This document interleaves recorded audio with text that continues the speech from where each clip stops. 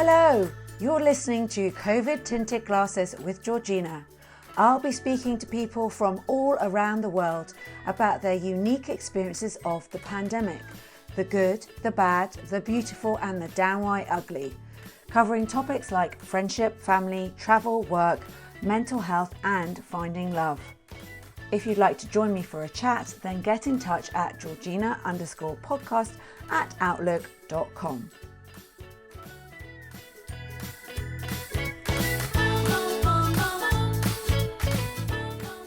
Welcome to Covid-tinted Glasses. I'm Georgina and joining me is Esther, frontline worker with a special interest in mental health. Welcome, Esther. Thank you so much. It's so wonderful to see you after all these years. I know, literally it has been, I don't want to say 20 years, but no, it can't be 20 years, but it could be a bit less. Yeah. That sounds like a bit too long, but yeah, we did meet on a charity trek in a land far, far away, a place where we wouldn't be able to go to now. So Esther, would you like to introduce yourself to the listeners and tell them where you're based now, where you used to live, and a bit about the job you do and what your interests are? Of course, yeah. So, yeah, I'm Esther and I'm currently living in Wiltshire. Beautiful place to live. And I've been here for a week and a half, 2 weeks, something like that. Which is amazing. I love it. I'm from London. I'm from North London. But I have been working in different parts of London, particularly over the pandemic as well. I work for the NHS and I am a frontline worker. It sounds very exciting and grand. I'm an occupational therapist. That's my background. A lot of people don't know what occupational therapists do, but they have a very important role in the NHS, keeping people independent with whatever condition they have, whether it's mental health, physical health. We look at equipment, we look at what goals they need to set to get themselves well and better. So we do look at the practical stuff, hospital beds and commodes and things, but it's also our key role is to work out why that person needs to do it, what their motivation is to engage in meaningful everyday activities. So that's my professional background, but I also have a big interest in mental health. And I can tell you all about that. Yeah, go for it. No, we'd love to hear about it. Yeah, so, well, let's start from the beginning in a way. I have suffered from mental illness myself, particularly after having my daughter. I had what's called postpartum psychosis, a very serious mental illness, which I've recovered from, thankfully. But during the pandemic, I became really aware of my mental health and other people's mental health. And last January, I came off of my medication because I was doing so well and I wanted to keep progressing and work on managing anxiety and those sorts of things that happen after you come off medication. If I knew the pandemic was coming, I would not have come off of the medication at that point, but none of us knew what was happening. We didn't know we were going to enter into a pandemic. So I was quite vulnerable, really, to be in that situation, coming off medication, healing from an illness, and being a frontline worker. I was very vulnerable at the beginning and I was highly anxious, as a lot of people were. It's a normal reaction to a pandemic. But because of my history, I was even more vulnerable. And I had some light bulb moments during that first 4 to 6 weeks, where I thought, if I don't look after myself, and this pandemic is only the beginning, I could become unwell again. So, and there were all these messages from the media saying, frontline workers are going out, they're saving everybody, and everybody stay indoors, but not if you're a frontline worker or key worker.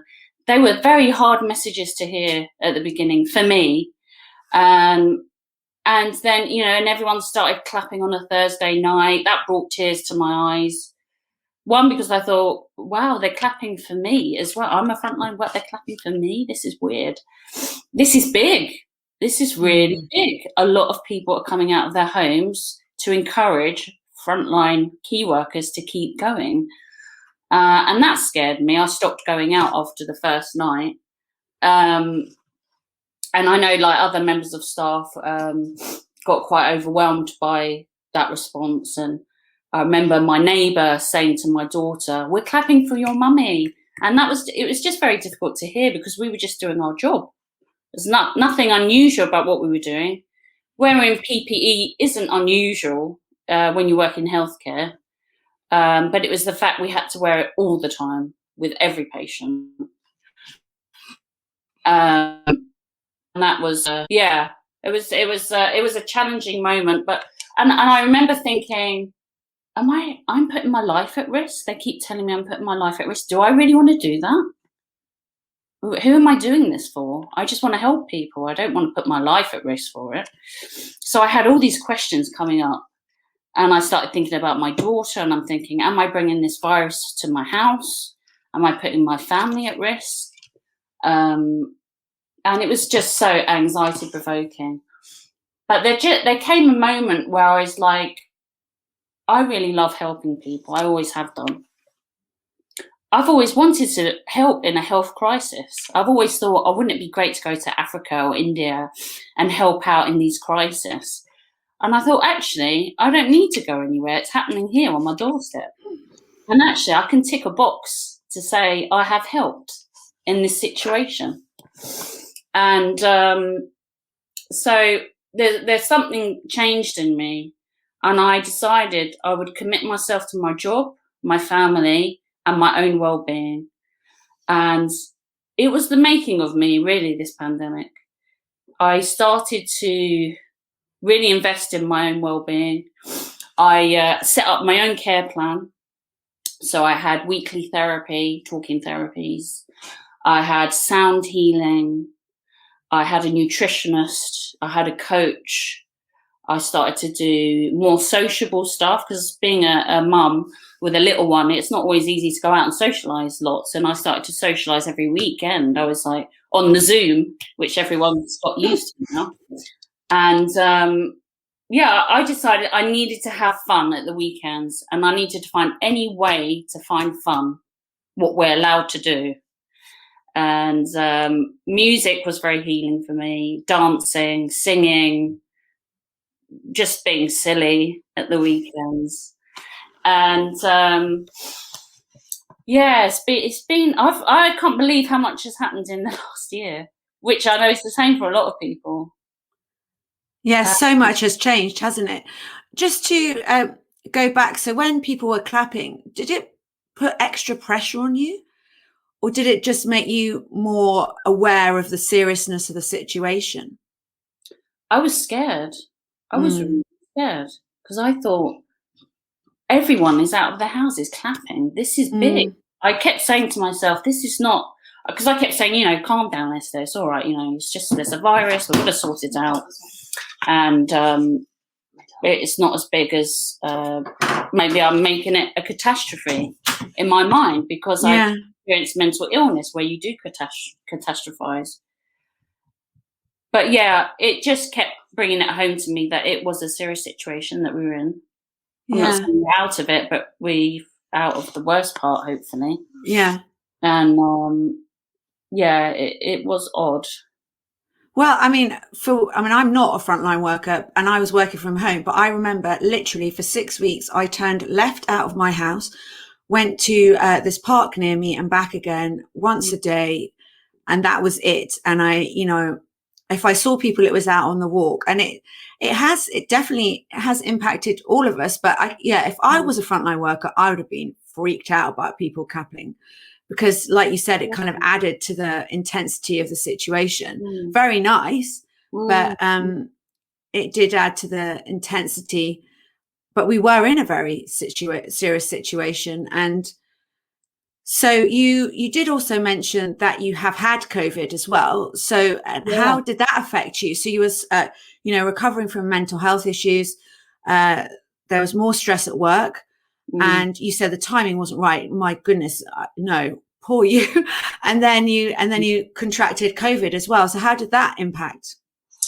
Yeah. So as we had the waves of COVID, I also had my own inner waves, which I think we've all had. So I was very anxious at the beginning. Then I kind of said, right, that's it. I'm just going to live my life.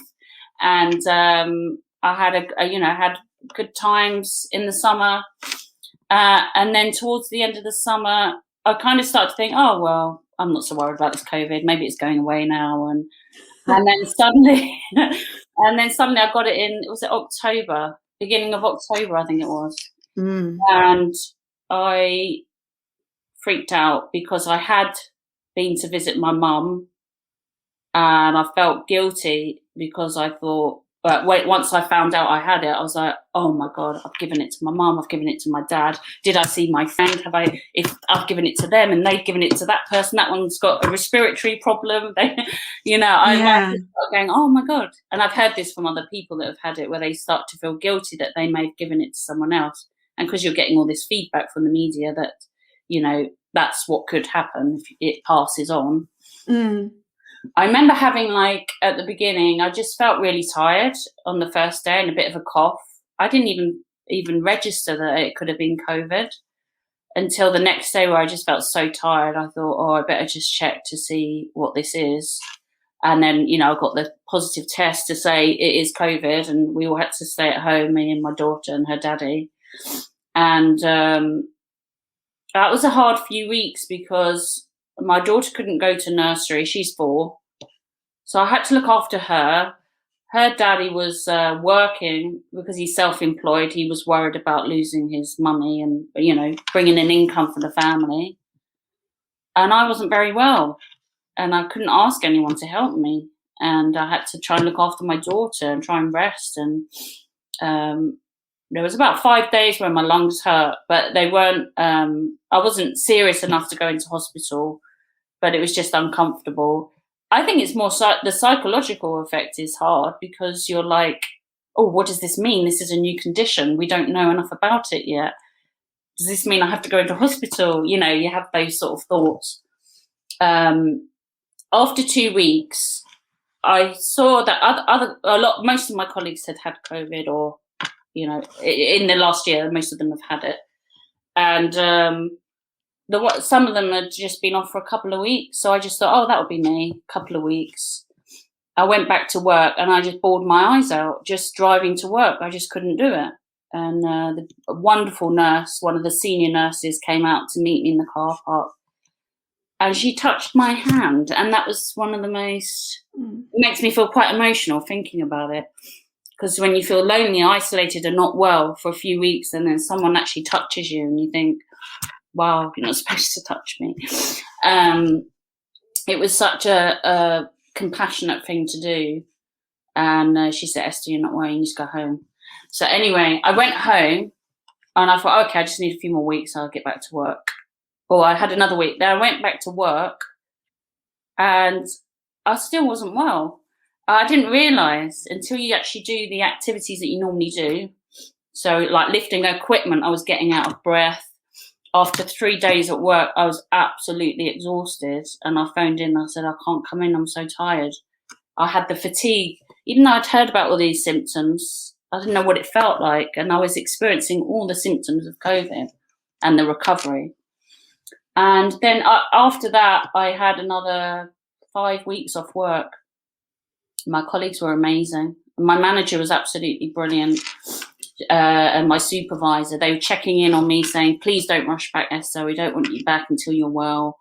And that's because I have a tendency to maybe overdo it rather than underdo it. And even when I returned, so 2 months I was not well, I returned to work, but it was phased return. So it took another 3 or 4 weeks to get back into a normal rhythm. And I needed that. I kept trying to speed it all up. Oh, I'm well now, I'm fine now. Oh, I can't do this. But for me, it was the fatigue that was really hard. And I kept writing my own fatigue management plans and things, just to give me hope and encouragement that it will get better. So yeah, bit of a weird one. And how are you feeling now? Are you 100% or 99.9? Absolute 100%. I feel the best I've felt in a long time, actually. And I actually feel that having COVID, this is going to be a weird thing to say, but I think it was good for me in a way because I had to rest so much. And when you're a mum of a little one, you don't really get to just lie down and rest. And I needed to. And COVID forced me to just sleep and rest. You know, I couldn't shower every day, and that was all right. And I didn't have to go anywhere or do anything. I wasn't even allowed to anyway. So yeah, I think there are some blessings with experience.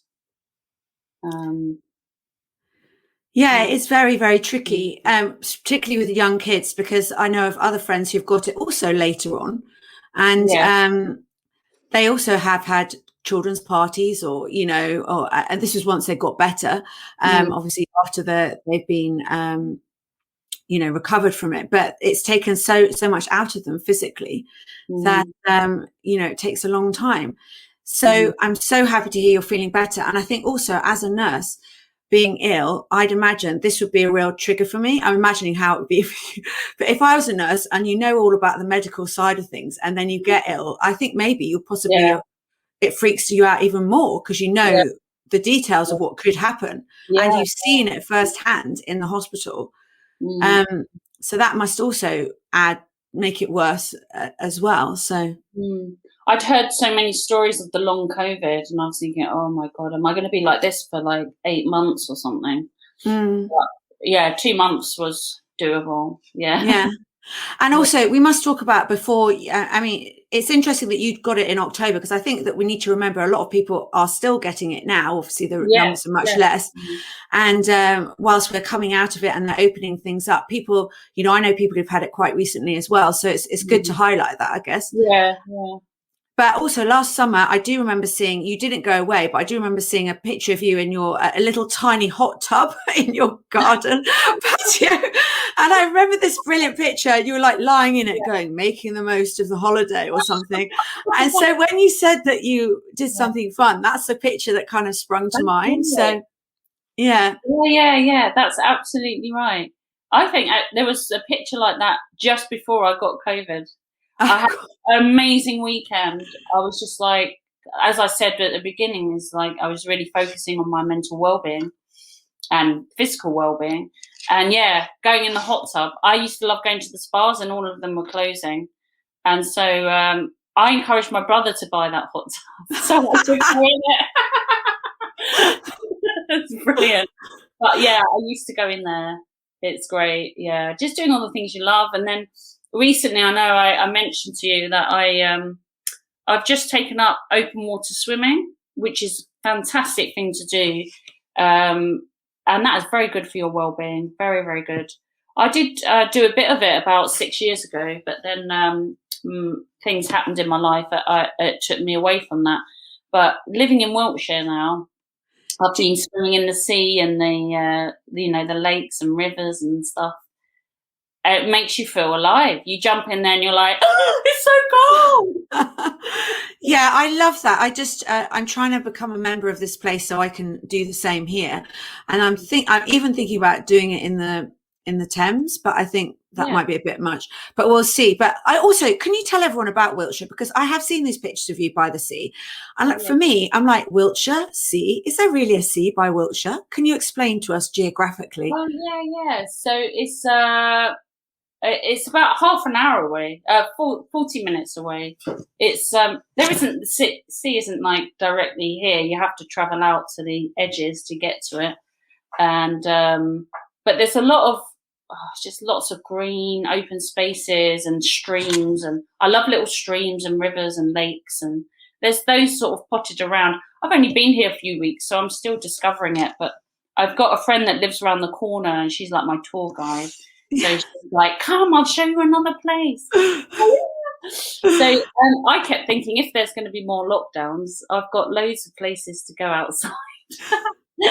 So do you think the move to Wiltshire was kind of sped up because of what's happened in the last year, or was it going to happen anyway? It was going to happen anyway. I've been waiting for this move for a couple of years now. And it was in the pipeline. I think it was probably slowed down actually because of COVID, because of all the checks that you've got to do and the processes and people being sick on the phone, and there's not enough cover for all the things that need sorting out to get a mortgage and all that. But it's been worth the wait, actually. Yeah, it's been really worth the wait. And sorry, carry on. I wanted to mention about the wellbeing stuff that I did as well. Can I? Yeah, I was just about to do that. Yeah, I was just about to say, tell us. Yes, well, so please do. Yeah. Oh, yeah. So about 5 years ago, I started a business, but didn't get very far with it. Ways to Wellbeing. And it's all about people's well-being and using my OT skills, my occupational therapy skills, to help people get involved in the things they want to be doing in their lives. It's a bit like coaching in a way, medical coaching kind of thing. And when I realised that, I really needed to pay attention to my own well-being, I wanted to start helping other people. But that was helping me because that's something I want to do and I enjoy it. So that was ticking a box for me. So I started doing all these events online. One of my favourite ones was the big sleepover, and that I had a harpist. She played. I had a sound healer, and we had like stories. And everyone came in their pajamas, and it was just a listening thing, really. That was cute. And I did one for health and social care staff at the beginning, and that was a free one with lots of different activities like psychotherapy, yoga, again, nutritional stuff. And I think the reason I wanted to do that is because I was so grateful from all the free help I was able to seek. Because I was a key worker, I was saying, I'm a key worker, can you do this for me? And I did really well with getting resources that I wanted to start sharing them out with other people. And I did a lot of that last year. And in my own workplace, I showed you a video, didn't I, of the Jerusalem song, which is well known around the country and world now, where people are working in key worker role jobs, dancing to music.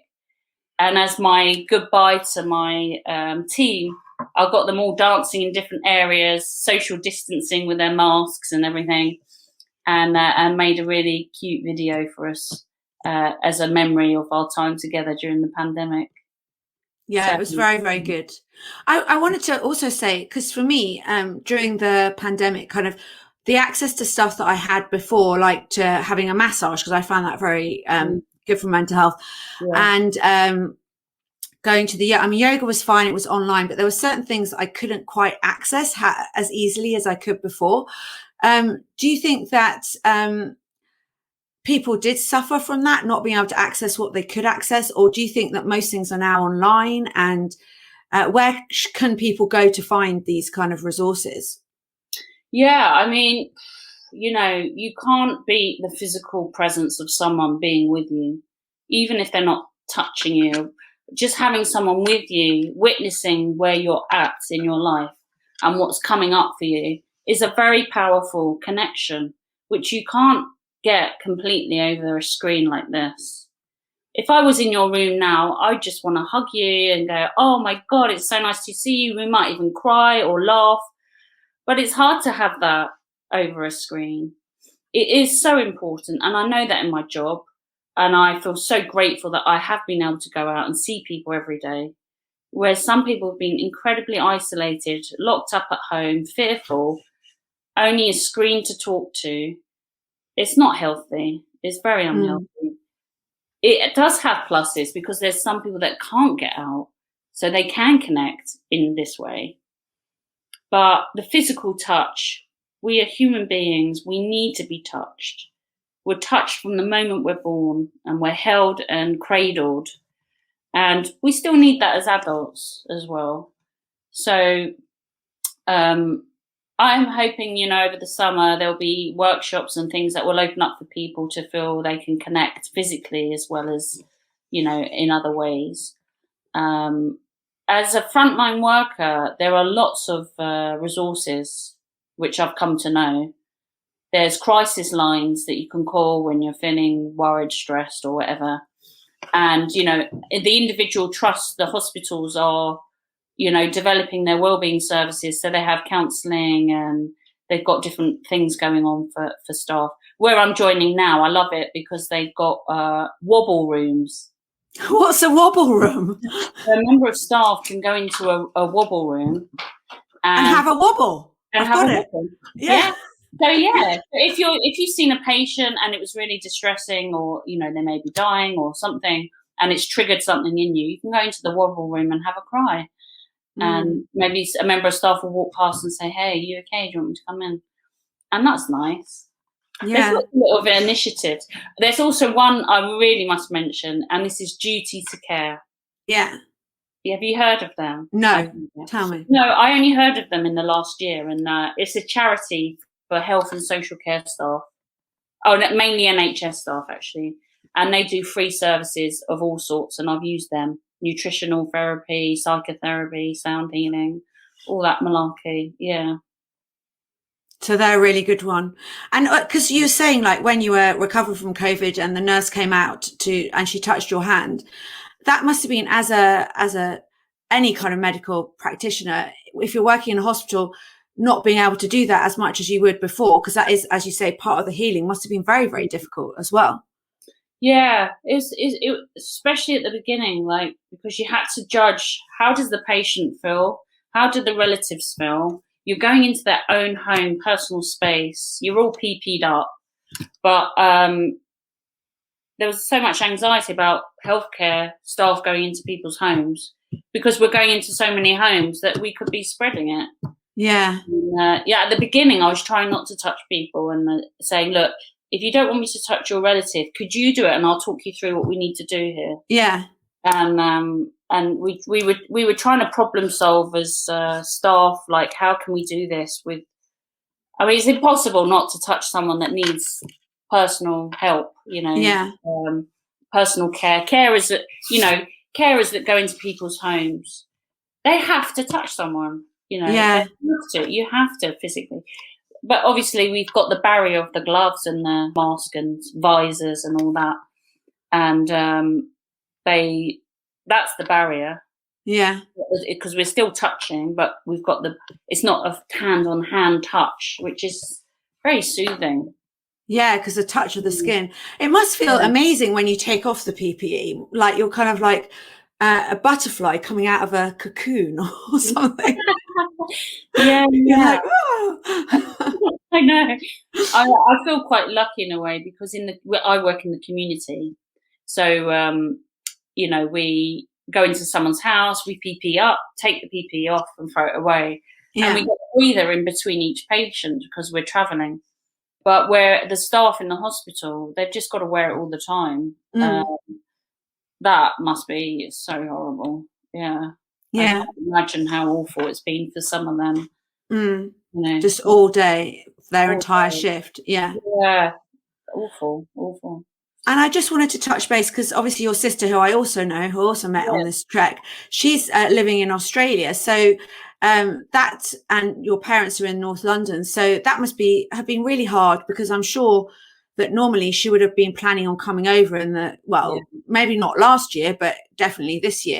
I know that you guys are all very, very close. Yeah. So how has that impacted your family? Wow, gosh, it's huge, really, because we're quite a big family. I've also got a sister in Manchester, a brother in Plymouth, and my younger brother's with my mum and dad.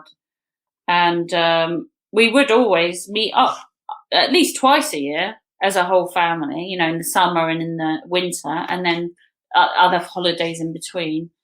And it's been very sad, really. But we've made the most of it. My parents are incredibly positive. And at the beginning, my dad's a magician. Can't remember that. Yeah. So he did a magic show with my mum for all the grandchildren. And that was quite funny. I think it was after that I thought, I can do something like this, but magic for my people. So it's been hard. I think it's been difficult not seeing Sarah and not knowing if she's coming back or when she's coming back. But Zoom's been amazing. I sometimes think, have we actually seen each other more because of Zoom?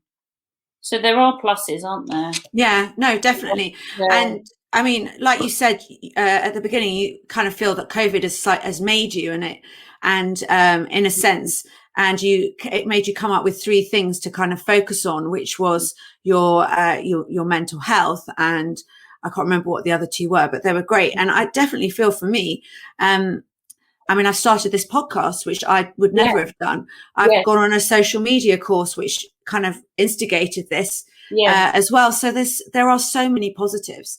And I guess the last thing I really wanted to touch base on is, are you worried about kind of coming out of restrictions in the future, or do you see a point, maybe not next year, but the year after, where things will be relatively normal, or do you think there's going to be a new normal now? You know what I think what I've realised is that I've just got to live for the moment, and right now I'm really happy. I don't even know when the next restrictions are. I don't know. Something's happening on Monday. I heard something's happening on Monday. Something's being lifted. My boss at work said, "Oh, I went into New Look in the changing rooms for the first time in a year," and I thought, "Oh, I didn't know that was happening." And I'm not looking for it. I'm just really present with what's happening now, and I don't know. None of us know. I don't know if I'm going to be diagnosed with something that's going to kill me tomorrow. That isn't good. And I just really feel we have to not try and plan, and just, obviously we need to take precautions and try our best to keep things as good as we can, but we can't stop the world from doing whatever it's doing. Yeah. I don't think. We have to live our lives, and I feel very happy that I'm living my life. And my plan is to have a summer of fun, and then let's see what the winter brings up. Yeah, I agree. And I think that's a really good point to finish on. That's fantastic. It's really important to live in the now. And I'm saying it like this because I'm saying it to myself, because I often get very carried away and think about the future. But we've got a few people in the background, which is absolutely fine. Don't worry, Esther. No, it's absolutely fine. So thank you so much, Esther. Is there anything else you would like, any bit of advice you would care to share with the listeners before you go, or any kind of tips on mental health that you'd like to give us before you sign off? I think do what you love. If you're not doing what you love, look for what you love. And just be real with yourself and the people around you. And don't forget the importance of resting and sleeping to recharge your batteries. I think that is fantastic, and I'm definitely going to do those. Can I say, Esther, thank you so much for sharing your story. I really, really appreciate it. I think what you said will ring true with a lot of people. And I wish you a fantastic summer of fun, and I hope we'll be in contact a bit more. I want to see lots of photos of sea swimming and all of those kind of things. And take care. And it's been really, really fantastic to catch up. Take care. Bye-bye.